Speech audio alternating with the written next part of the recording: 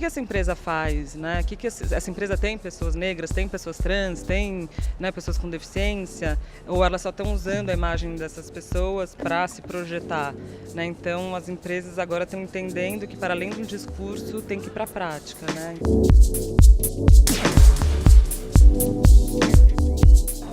Você é fundadora da Diversity Box, que é uma entidade que presta consultoria às empresas para a inclusão da diversidade no trabalho.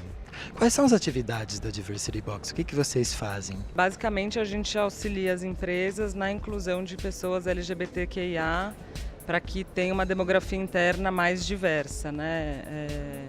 As empresas privadas, elas contratam 2/3 da população brasileira. E se a gente olhar dentro das empresas, o que a gente vê são homens brancos, cisgêneros, heterossexuais e tal, né? Então a gente tem uma gama da população que está fora das empresas, né? Pessoas com deficiência, população negra, né? E a população LGBTQIA também. Mas antes, né, tem a questão toda de sensibilizar as empresas, dos gestores entenderem, o RH entender que é importante, por que é importante. Nossa, eu fico pensando nessa frase que você falou, né, que a maioria dos funcionários de uma empresa são homens brancos cisgênero. Então, a maior parte da população não se encaixa nessa categoria, né? Então, se essas outras pessoas, que são a maior parte da população, não têm trabalho, o que acontece com essas pessoas, né? Quais são as dificuldades que as empresas têm nesse momento com relação à inclusão? Eu acho que são várias, né?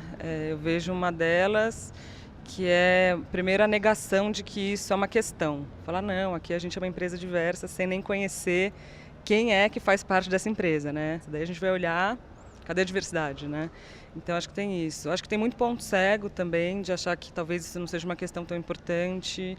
São várias frentes de dificuldade, né? Mas tem uma coisa que eu trabalho com isso há 15 anos, com inclusão, né? Eu trabalhei muito tempo no movimento negro, com inclusão de pessoas com deficiência, e eu vejo que está tendo assim, uma abertura das empresas, seja por conveniência, seja por convicção, de que falar de diversidade é algo que é fundamental, né? Que as empresas hoje que não falarem de diversidade, que não começarem a pensar os seus projetos internos, não vão sobreviver nesse novo mundo que vem por aí, né? Porque está tendo uma mudança de paradigma. Acho que o outro desafio, né, a dificuldade é sair de um discurso da inclusão, da diversidade para a prática, tudo bem. Legal, vocês apoiam e tal, mas e no final do dia, quantas pessoas tem aqui dentro? E essa é sempre a pergunta que a gente faz para a empresa, né? Porque no final do dia a gente quer que as pessoas estejam empregadas, que a empresa de fato seja aberta para todo tipo de gente, né? É impressionante, né? Mas essa diferença entre discurso e atitude tem um nome dicionarizado, chama hipocrisia. É importante a gente colocar o nome certo nas coisas, né? A gente falou das dificuldades das empresas, né? Mas você encontra dificuldades ao fazer esse trabalho? Bastante, né? A gente até brinca que algumas empresas preferem também contratar a consultoria de homens brancos cisgêneros, né, para falar de diversidade, porque no final do dia também é um pacto narcísico que se faz, né? Então, a gente...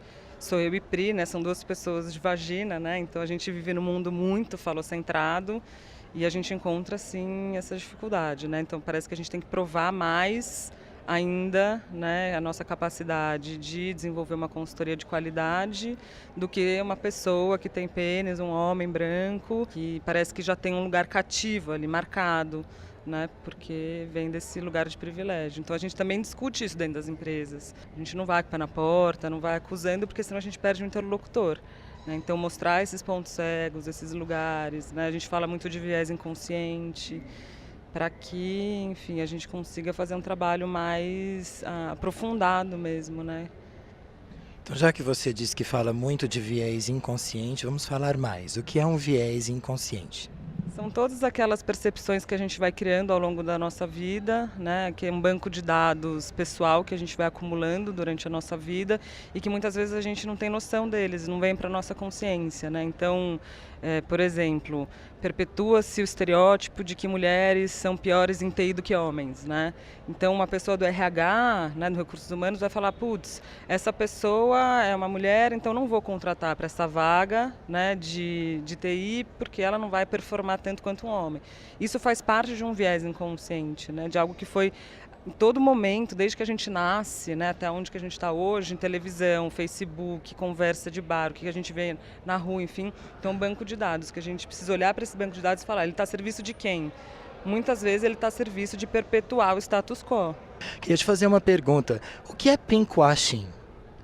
Pinkwashing é se usar da temática LGBTQIA para ganhar dinheiro, né? E falar, essa marca é super, sei lá, LGBTQIA friendly, né? Mas tá, quantas pessoas trabalham, né? Enfim, o que faz de fato para a comunidade?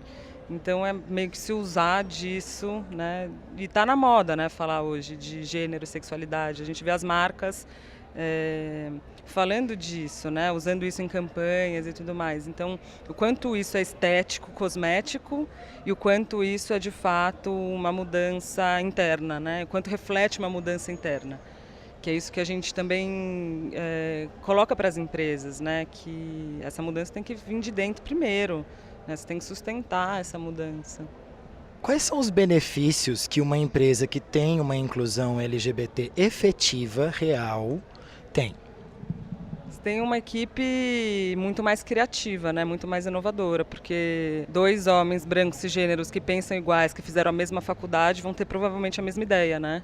Então, se a gente tem uma empresa diversa, enfim, com pessoas não só héteros, brancos, cis, mas também com toda essa gama de diversidade que o Brasil tem, que o mundo tem, você cria produtos muito mais inovadores, né? Você tem soluções muito mais eficazes e muito mais criativas. Olha, Júlia, eu sou uma pessoa apaixonada por pessoas, então tem uma pergunta que eu sempre gosto de fazer.